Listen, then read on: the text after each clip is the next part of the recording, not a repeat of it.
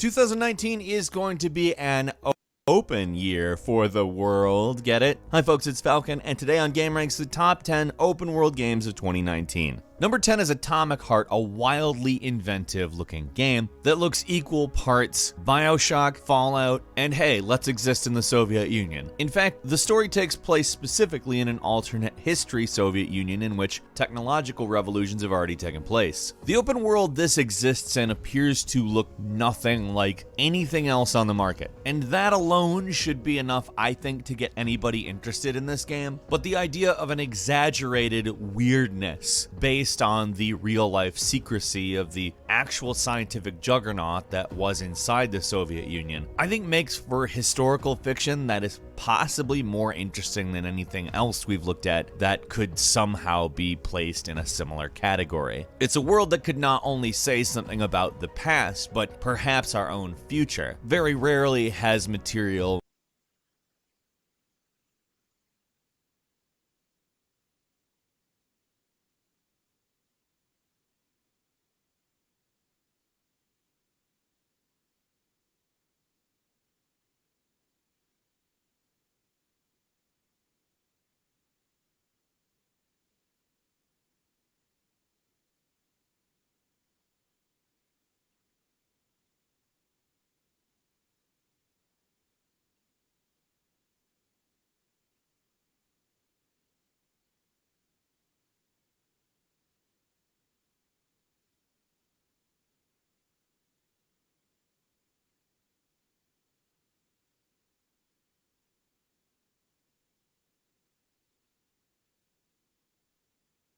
made about the Soviet Union not also said something about the world as it is outside the Soviet Union, but one that is critical of the internal, even in an exaggerated way, I think can and will probably lead to a very interesting narrative that makes for a very engrossing and different world I cannot wait to wander around in. Atomic Heart is coming to Windows, Xbox One, and PlayStation 4 sometime this year. Number 9 is The Division 2, which Ubisoft has said, quote, "We've made the open world in Division 2 so alive." Now, I'm going to go ahead and say that's definitely marketing, but it's also a claim that when the game comes out, we can say is either true or false, and that's important. Ubisoft went on to say both enemy factions and the civilians will be out targeting different tactical locations, resources, acting on needs and goals. They really want to focus on making the open world feel kind of like a war zone rather than a place where you do objectives. Of course, that means a more unpredictable aspect to the way things work. And they said, running around the city is really interesting because you don't know what's going to happen around the next corner, and your actions helping the civilians in the world you'll see translate into them becoming more capable, but also their homes will become little fortresses. If you write and I think that stuff sounds pretty cool. Honestly, if your actions actually have an effect on the world in this way, and the world just constantly seems to be happening around you like, you know, the world is, I think The Division 2 could really build on the original into something that we all actually care about a lot more,